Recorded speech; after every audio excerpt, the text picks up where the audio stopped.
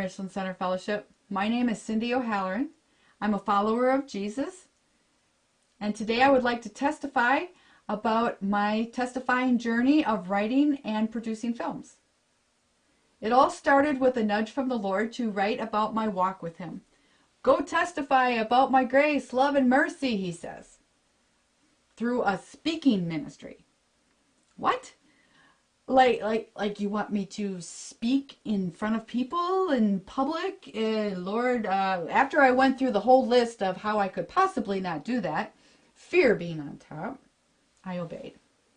I wrote a testimonial speech about how the Lord saved me by grace. His mercies are new every morning, and how His love is so great. I used examples from my own life, my broken heart, my broken marriage, my broken spirit. Yeah, there's a theme here. Brokenness. But I also testified about my triumphs from knowing Jesus personally, from my salvation experience through all the answered prayer and everything that He's done along the way. I got my first speaking engagement.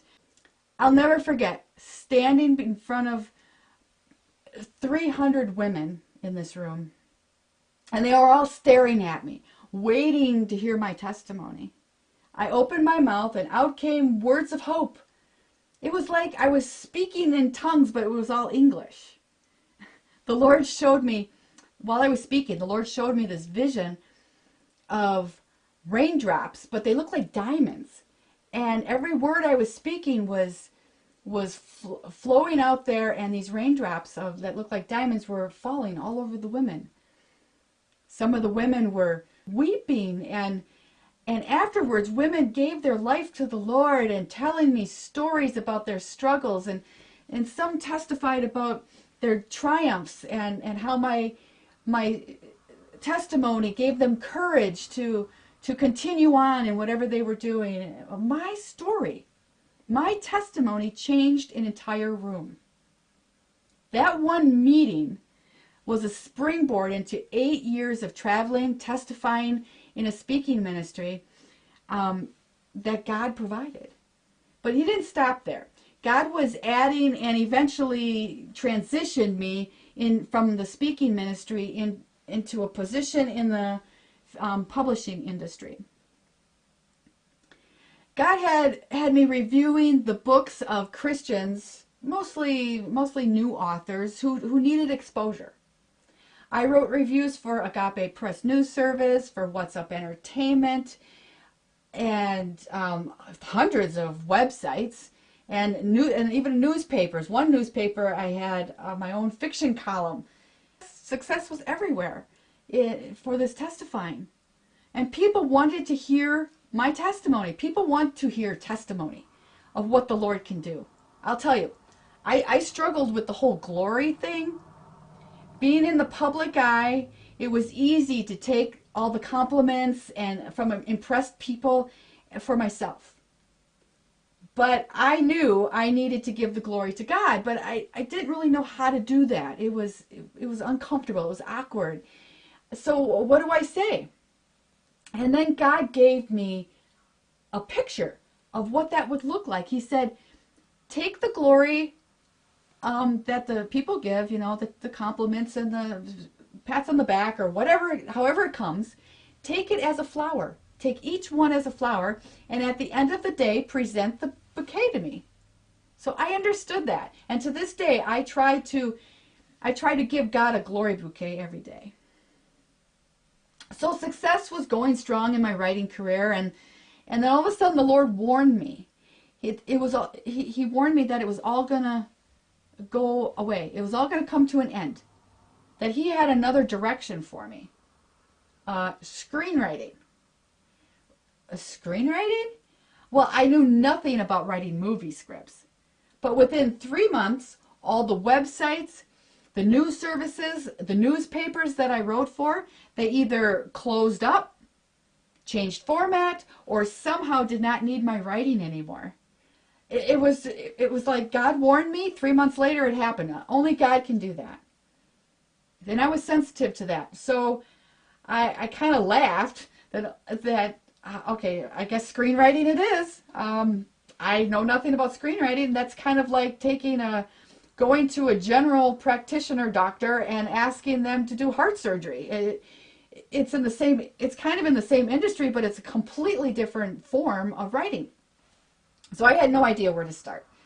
So one of the authors that I had did a book review for, she was also somewhat into the film industry. So I asked her about it, and she suggested going to Act One in Hollywood. Now, Act One is a writing, among other things, program that is all Christian. It's all faith-based.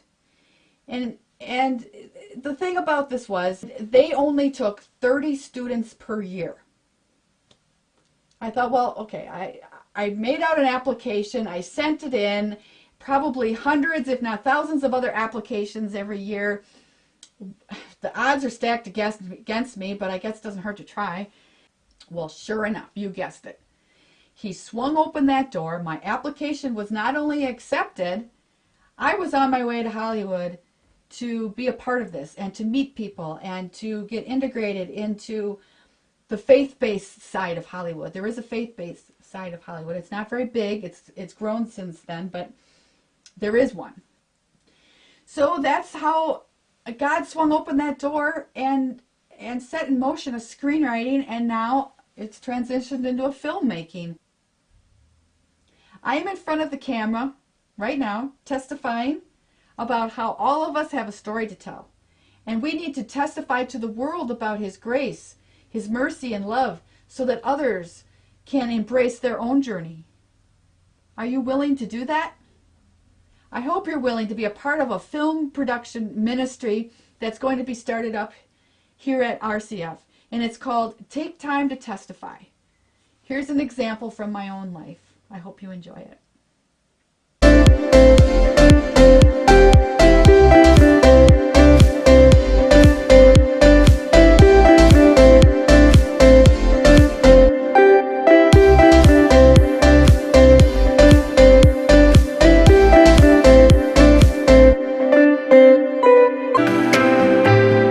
Today I would like to testify about the power of prayer and how God answers prayer. In the early years of my marriage, it became pretty obvious that my husband, Kevin, had a problem with alcohol.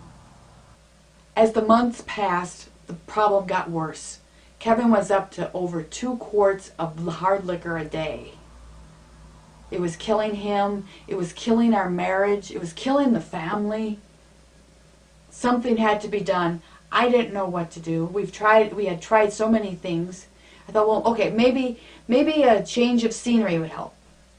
We lived in the city of Milwaukee at the time, and we owned land out in Boscoville, Wisconsin. I thought, why are we in the city when we could be out in this beautiful area? Maybe that would make things better. Maybe it would be the answer. And so we packed everything up. We bought a 32-foot camper, and we headed west to Boscoville. Things were okay. Things were better for a while, but it didn't take long, and that ugly spirit of addiction rose up and took over, and we separated. Kevin went back to the city, and I stayed at the camper with my son Mike. I prayed for God to heal my marriage, to help Kevin become the godly man that I know he can be. The weeks turned into months. It was a long, harsh winter, but it was March at this point. And I remember laying on my bed, looking out the window, praying and reading the Psalms like I had been doing for months and months. And there was this apple tree outside the camper. And it was bare. Nothing had grown yet, you know. It was gray, the background was brown, and I just looked at that and I thought, you know, that tree looks like how I feel. I'm like, Lord, I need hope. Will you send a pretty bird to land in that tree? A blue jay or a cardinal would be nice. And I thought this was a big prayer, that this was a big thing to ask. But within seconds, it was seconds, a blue jay and 2 cardinals flew in and sat in that tree. I was amazed. I was just absolutely amazed. I was like a little kid with my nose pressed against the window staring at that until, I was just amazed. And I thanked the Lord. I was like, oh my goodness. My faith was renewed. My spirit was alive. I knew that the Lord had this in his hands. I knew it was only a matter of time before Kevin would see the truth and come home and it would be healed. Well, God did answer that prayer. 10 months later, Kevin came home. He hasn't had a drop of alcohol since. And that was 22 years ago that happened. I thank the Lord for answering prayer, for hearing my prayer. And I want everyone to know that there's power in prayer.